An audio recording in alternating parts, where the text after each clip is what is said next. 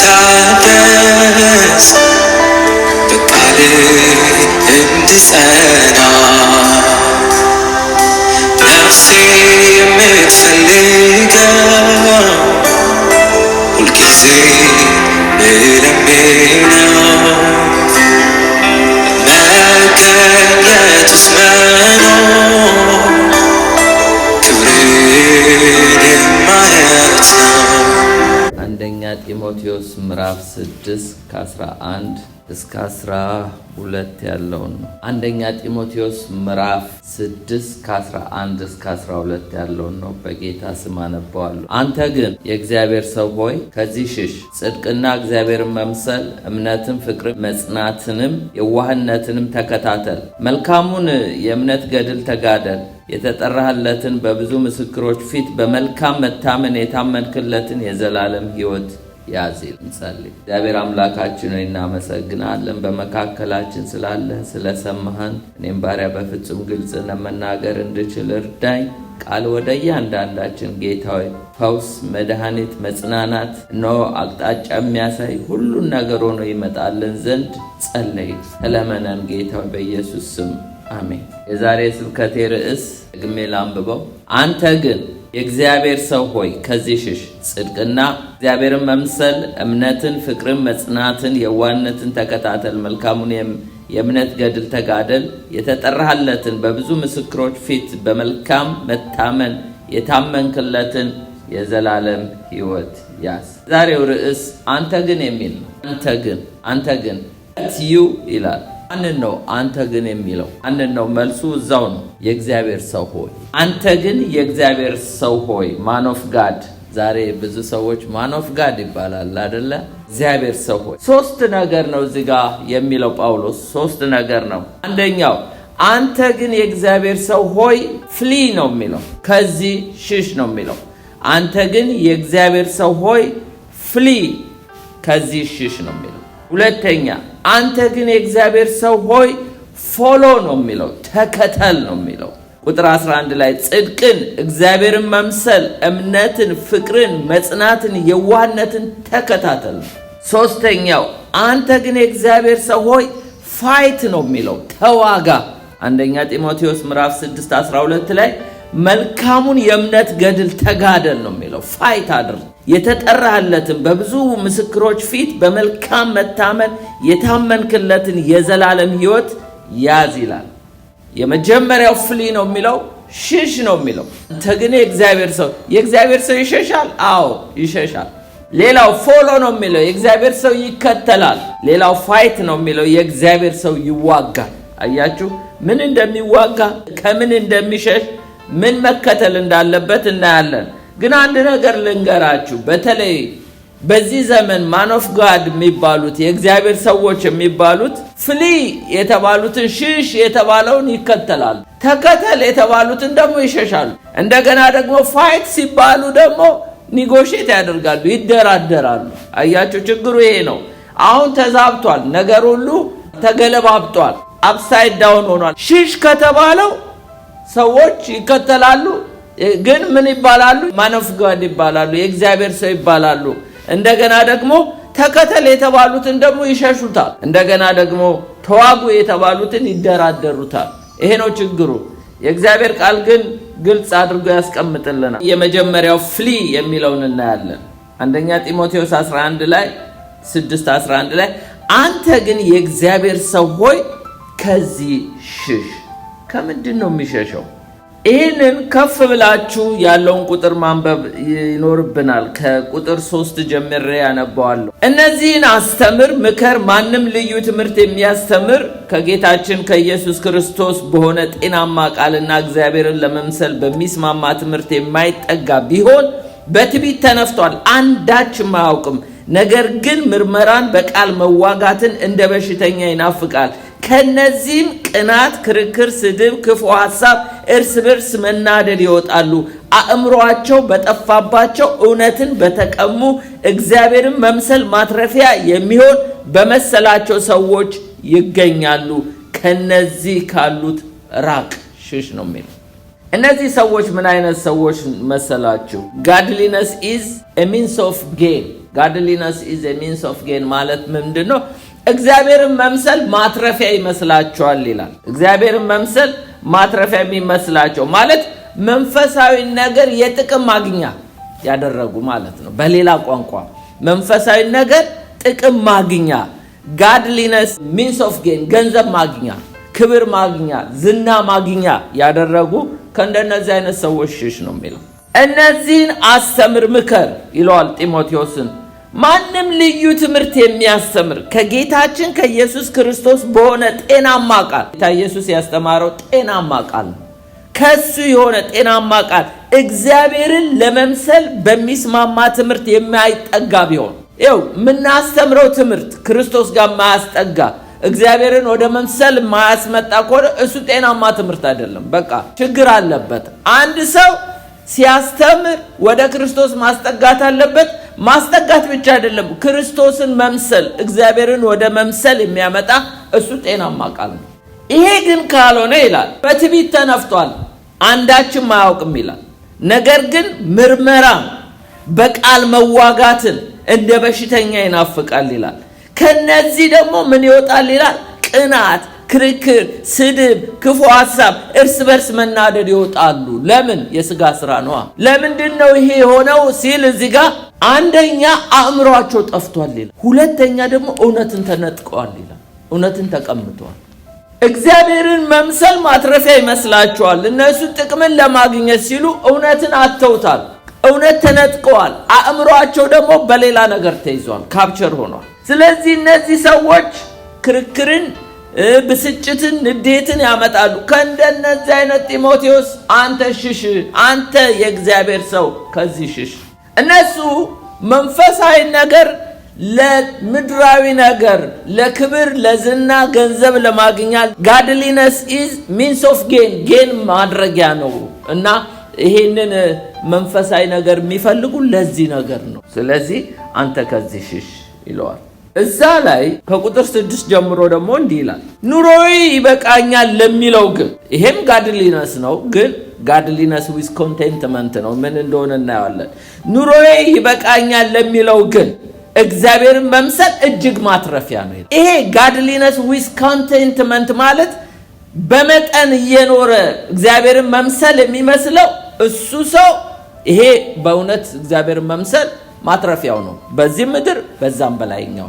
ያ ግን ለዚህ ምድር ብቻ ነው፣ ለላይኛው አይደለም። ያም ደግሞ ለጌታ ክብር አይደለም፣ ለራሱ ጥቅም፣ ገንዘብን፣ ክብርን፣ ዝናን ለማግኛ ስለሆነ እንደነዚህ አይነት ሰዎች ይላል እግዚአብሔርን መምሰልን ማትረፊያ አድርገው የሚጠቀሙት ራሳቸውን ኑሮ ይበቃኛል ብሎ ራሳቸውን ሳይገዙ ስለሆነ ከእንደነዚህ አይነት ሰዎች ሽሽ። ግን ጤናማዎቹን ሲናገር ምን ይላል? እነዚህ godliness with contentment is a great gain ነው ይላል። እንደነዚህ አይነቶቹ እግዚአብሔርን መምሰል እጅግ ማትረፊያ ነው ይላል። ትልቅ ማትረፊያ ነው። great gain ያደረገው ምንድነው? በዚህ ምድር ይጠቀሙበታል፣ በላይኛውም በሰማይ ማትረፊያ አላቸው፣ ትሬዠር አላቸው። ምን ይላል? ኑሮ ይበቃኛል ለሚለው ግን እግዚአብሔርን መምሰል እጅግ ማትረፊያ ነው ይላል። ወደ ዓለም ምንም እንኳን አላመጣንምና። ለምን? ኔክድ ሆነን ነው የመጣነው። ከእናታችን ማህፀን ስንወለድ እርቃናችንን እንደመጣን ምንም ወደዚህ ዓለም ይዘነው አልመጣንም።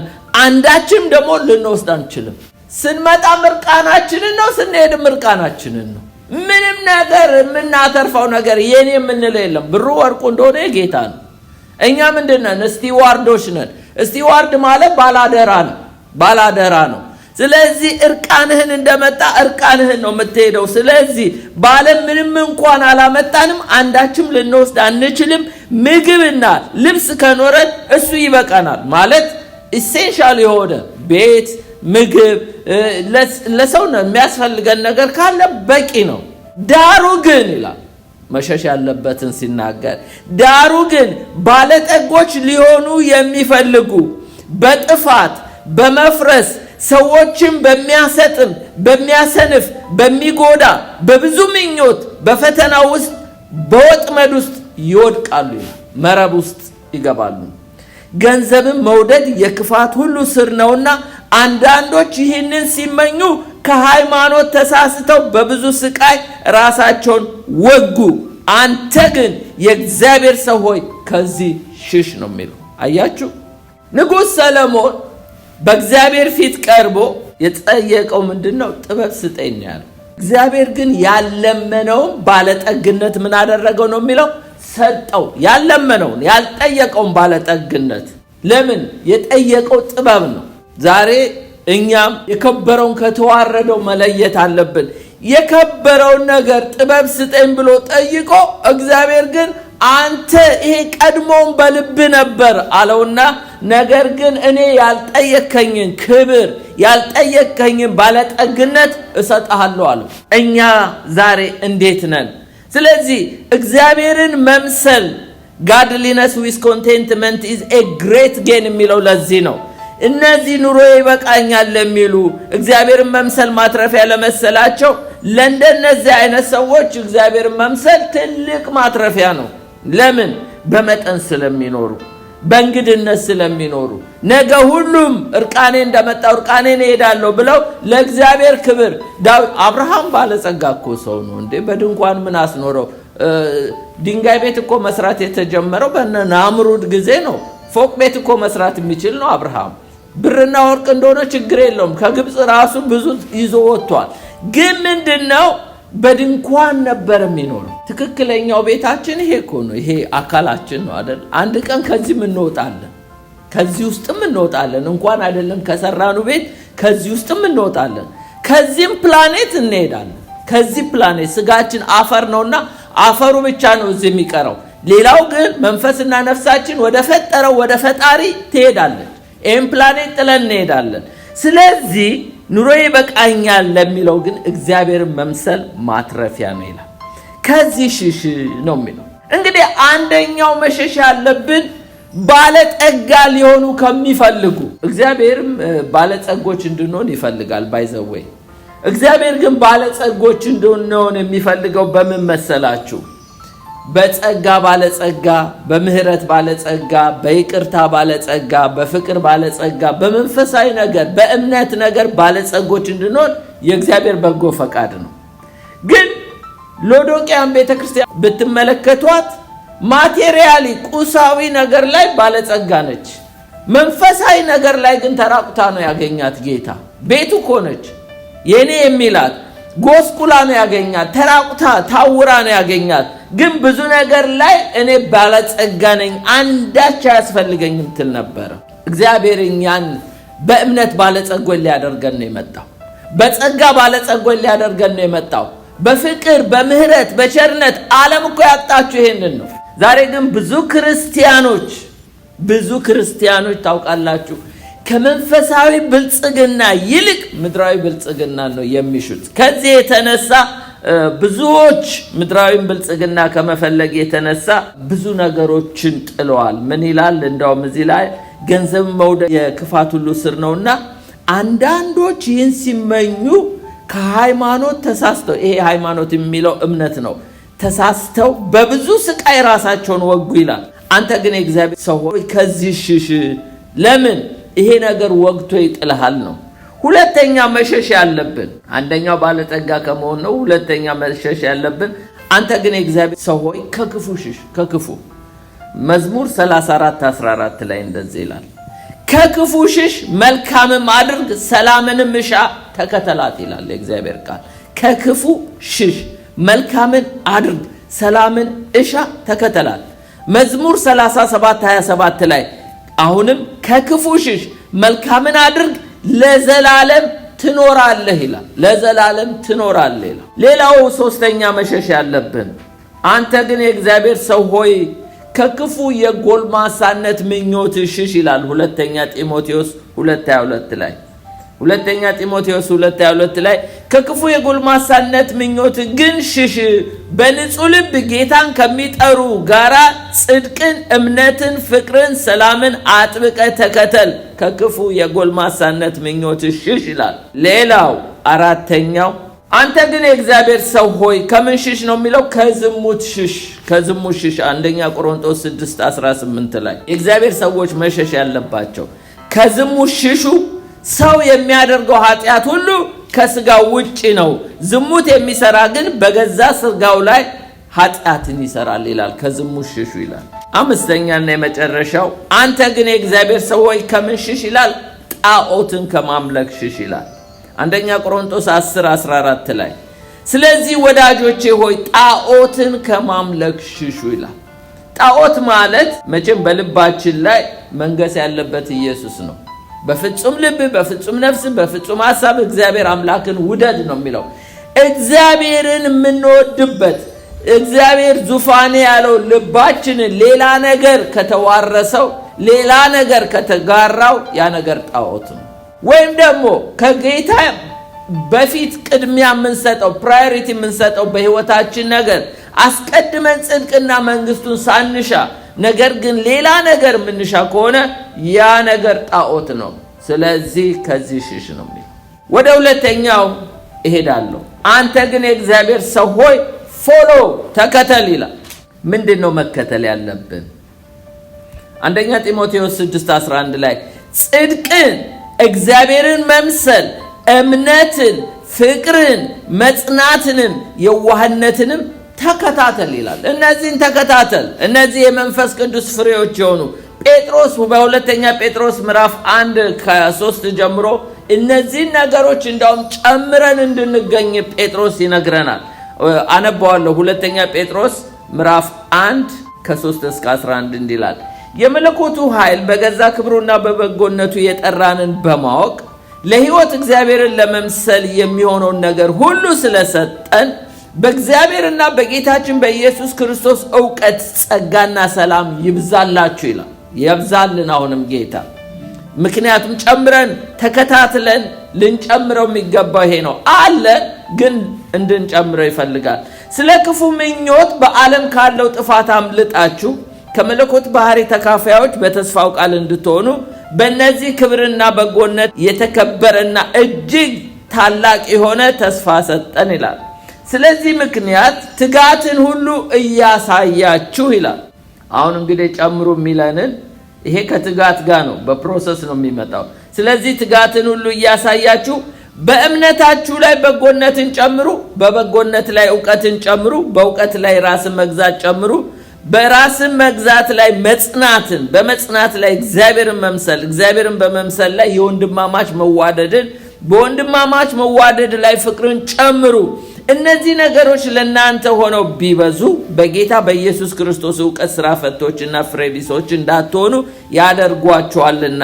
እነዚህ ነገሮች የሌሉት እውር ነውና በቅርብ ያለውን ብቻ ያያል፣ የቀደመው ኃጢአቱን መንጻት ረስቷልና። ስለዚህ ወንድሞች ሆይ መጠራታችሁ መመረጣችሁን ታጸኑ ዘንድ ከፊት ይልቅ ትጉ። እነዚህም ብታደርጉ ከቶ አትሰናከሉ። እንዲሁ ወደ እግዚአብሔር ወደ ጌታችን ወደ መድኃኒታችን ወደ ኢየሱስ ክርስቶስ መንግስት በሙላት መግባት በሙላት ይሰጣችኋል። መንግስተ ሰማያት ገብተናል፣ ግን በሙላት በጌታ ቀን ነፍሳችን ብቻ ሳይሆን የሚድነው ነገሮች በስተውልን ከፍሬ ጋራ እንገባለን። እነዚህ ነገሮችን እስቲ እናያቸው። ተከተሉ የተባል ነው።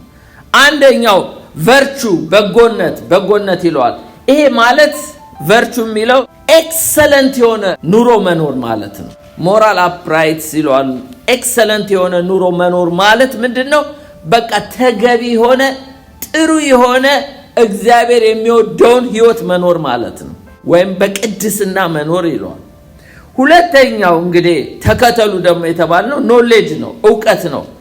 ዕውቀት በሁለት አይነት መንገድ እናያለን። አንደኛው ኢንፎርሜሽናል ኖሌጅ ነው። ይሄ ሰምተን ወይም ደግሞ አንብበን የምናገኘው ዕውቀት እንዳለ ሁሉ ሌላው ትራንስፎርሜሽናል አለ። ይሄ በመለወጥ የምናገኘው ዕውቀት ምን ይመስላል? አንደኛ ዮሐንስ ላይ ይሄ ስለ ሕይወት ቃል ከመጀመሪያ የነበረው የሰማነው በዓይኖቻችን ያየነው የተመለከትነው እጆቻችን የዳሰሱትን እናወራላችኋለን።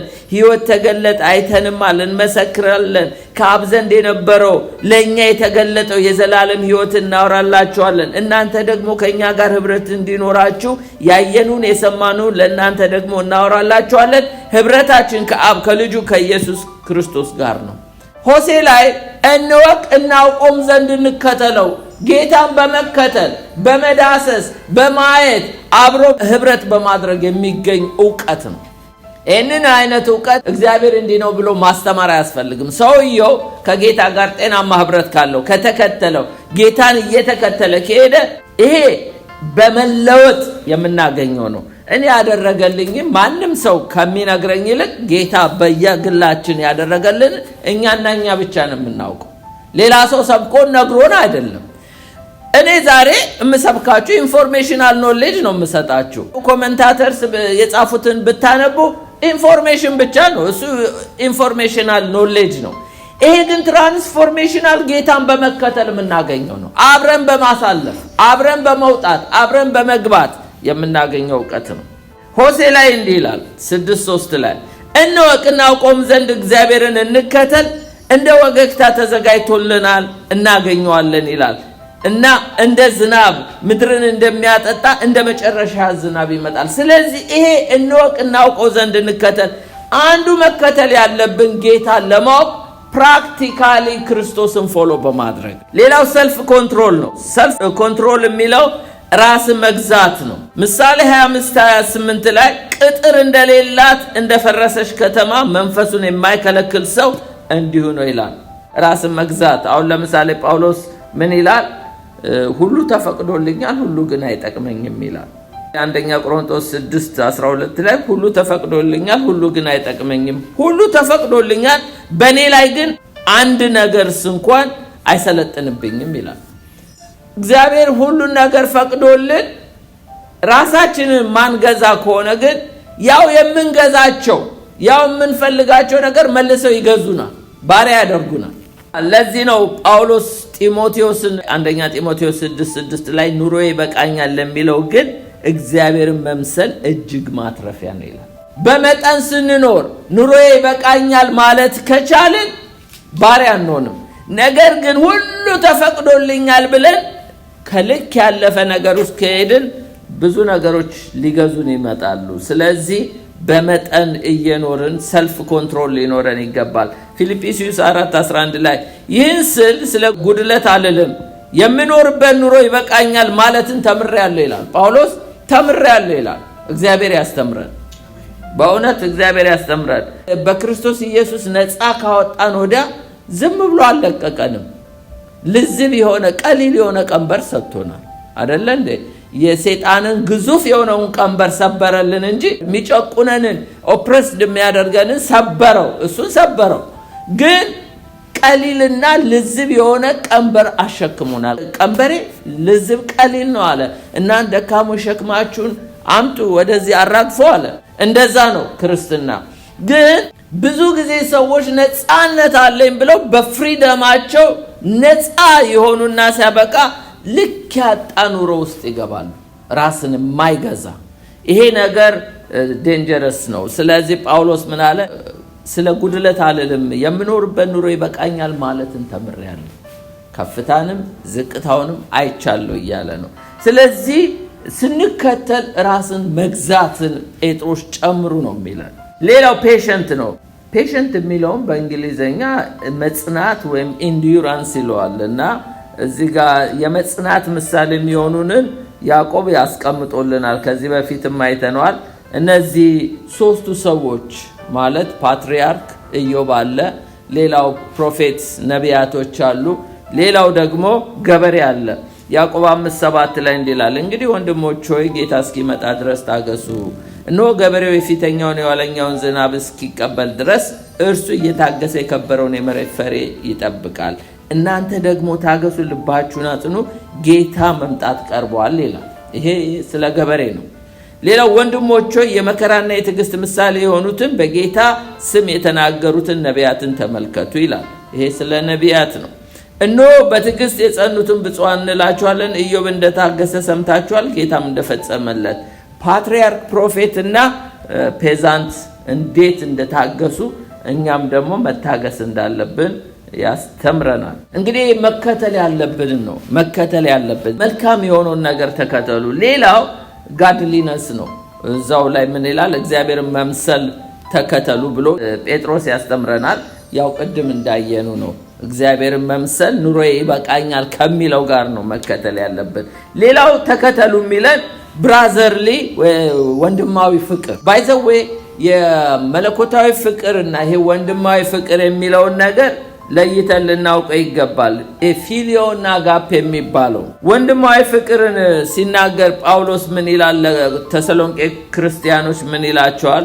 እኛ ደግሞ ለእናንተ እንደምንሆን ጌታ እርስ በርሳችሁ ያላችሁን ለሁሉም የሚሆን ፍቅራችሁን ያብዛ ይጨምር ብሏቸው ነበረ በአንደኛ ተሰሎንቄ ምዕራፍ 3:13 ላይ። በሁለተኛ ተሰሎንቄ 1:3 ላይ ደግሞ ወንድሞች ሆይ እምነታችሁ እጅግ ስለሚያድግ የሁላችሁም የእያንዳንዳችሁ ፍቅር እርስ በርሳችሁ ስለሚበዛ ሁልጊዜ ስለእናንተ እግዚአብሔርን እንደሚገባ ልናመሰግን ይገባል ይላል። ማለት የተሰሎንቄ ክርስቲያኖች ፍቅራቸው እንዲጨምር ይጸልይላቸው ነበር ጳውሎስ። በሁለተኛ መልእክቱ ላይ ሲታይ ምዕራፍ 1 ላይ ጨምረው ተገኙ፣ በፍቅራቸው ጨምረው ተገኙ የተሰሎንቄ ቅዱሳን።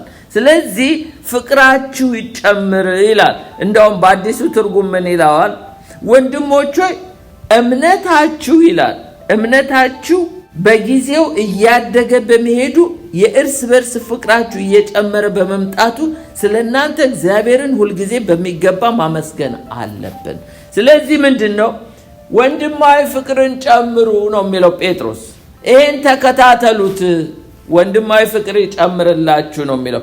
ፊሊዮ የሚባለው ዳዊትና ዮናታ የተወደዱበት አይነት ፍቅር ነው ይሄ። ሌላው ደግሞ በወንድማዊ ፍቅር ላይ ፍቅርን ጨምሩ ይላል። ይሄ አጋፔው ፍቅር ነው። አጋፔው ፍቅር ነው። አንደኛ ዮሐንስ ምዕራፍ 4:10 ላይ ፍቅር እንደዚህ ነው ይለናል። እንዴት? ፍቅር እንደዚህ ነው፣ እግዚአብሔር እሱ ራሱ እንደወደደን ስለ ኃጢአታችን ማስተሰሪያ ይሆን ዘንድ ልጁን እንደላከ እንጂ እኛ እግዚአብሔርን እንደወደድን ነው አይደለም ይላል።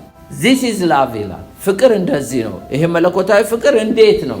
አንደኛው ይሄ መለኮታዊ ፍቅር ኢተርናል ዘላለማዊ ፍቅር። ስለዚህ ዘላለማዊ ፍቅር ተከታተሉት። ሁለተኛ ሳክሪፊሻል ነው። ይሄ ዋጋ የሚያስከፍል ነው። ማለት ኢየሱስ ክርስቶስ ስለኛ ነፍሱን መንፈሱን ስጋውን አስገዝቶ ለኛ መስዋዕት ሆኖ ነው ኢየሱስ ክርስቶስ የወደደን። ሌላው ይሄ ፍቅር ፐርሰናል ነው። ፐርሰናል ነው። ጌታ ኢየሱስ ምን አለ? ዮሐንስ 15:9 ላይ አብ እንደወደደኝ እኔ ደግሞ ወደድኳችሁ በፍቅሬ ኑሩ ይላል። ፐርሰናል ከጌታም ጋራ በግል ነው። እንደገናም ደግሞ እያንዳንዷ ነፍስ ከአምላኳ ጋራ የምታደርገው ህብረት ነው። ሌላው ዩኒቨርሳል ነው። ዓለምን ሁሉ በወደደበት ፍቅሩ ነው ጌታ የወደደን። ስለዚህ ከሌ አይልም። እግዚአብሔር ኃጢአተኛውንም ጻድቁንም እኩል ፍቅር ነው ያለው። ሁላችንንም እኩል ነው የሚወደው። በእርግጥ ነው ለኛ የቤተሰባዊነት ፍቅር ቢኖረው ግን የፈጠረውን ፍጡር ሁሉ ጌታ ይወዳል። ለምን? ራሱ ፍቅር ስለሆነ፣ ባህሪው ስለሆነ ነው። ሌላው አንሊሚትድ ነው፣ ገደብ የለሽ ፍቅር ነው። አንሊሚትድ ላቭ የተባለው አንደኛ ዮሐንስ 4:10 ላይ ነው። ፍቅር እንደዚህ ነው፣ እግዚአብሔር እርሱ ራሱ እንደወደደ ስለ ኃጢአታችን ማስተሰሪያ ይሆን ዘንድ ልጁን እንደሰጠ እንደላከ እንጂ እኛ እግዚአብሔርን እንደወደድ ነው አይደለም። እሱ እኛ እንደወደደን እንጂ እኛ እንደወደድ ነው አይደለም። አንሊሚትድ ነው ማለት ገደብ የለውም። እግዚአብሔር ምንም ያህል ኃጢአት ብንሰራ፣ ምንም ያህል ክፉስ ብንሆን በዛ ፍቅር ነው ወደኛ የቀረበን። ይሄ ግን አሜዠረብል ግን የተባለው ኤፌሶን ምዕራፍ 3:17-19 የእናንተ ስርና መሰረት በፍቅር ይጸና ዘንድ ከቅዱሳን ሁሉ ጋር ስፋቱ፣ ርዝመቱ፣ ከፍታው፣ ጥልቀቱ ምን ያህል መሆኑ ለማስተዋል ከመታወቅ የሚያልፈውን የክርስቶስን ፍቅር ለማወቅ ትበረቱ ዘንድ ነው ይላል። ጸጋው በስቶልን እርስ በርስም እንድንዋደድ ይፈልጋል። ሌላው አንኮንዲሽናል ነው፣ ወረት የሌለው ፍቅር ነው። በዚህ ፍቅር ነው ተዋደዱ የሚለው። ጌታ ኢየሱስ በዘላለም ፍቅር ነው የወደደን። እኛ ሲሞቀን ጌታ ኢየሱስ ይወደኛል፣ ብርድ ሲለን ጌታ ትቶኛል። እንደሱ አይነት ፍቅር የለም። አንኮንዲሽናል ነው፣ ኢተርናል ነው። ሌላው ይሄ ፍቅር አንስፒኬብል ነው፣ ሊነገር የማይቻል በቃ ሊገለጽ የማይቻል ጌታ እንዴት ወደደኝ የምንለው ነው። አንደኛ ጴጥሮስ 1:8-9 እርሱ ሳታዩት ትወዱታላችሁ፣ አላየኑ ግን እንወደዋለን። እስቲ አስረዳኝ ብትሉኝ እኔ ላስረዳችሁ። አንስፒኬብል ነው፣ እንዲህ ነው ብዬ ልገልጸው አልችልም። በቃ ጌታ ይወደኛል፣ እንዲወዶኛል፣ እኔም እወደዋለሁ እና ስለዚህ እርሱን ሳታዩት ትወዱታላችሁ። አሁንም ምንም ባታዩት በእርሱ አምናችሁ የእምነታችሁ ፍጻሜ እርሱ የነፍሳችሁ መዳን እየተቀበላችሁ በማይነገር ክብር በሞላበት ሐሴት ደስ ይላችኋል ይላል። ሌላው unmerited love ነው። unmerited love ማለት ለማይገባው ሰው ወደደን። የማይገባን ሰዎች ነን። ጠላቶች ሆነን ሳለ ነው ጌታ የወደደን አይደለ እንዴ?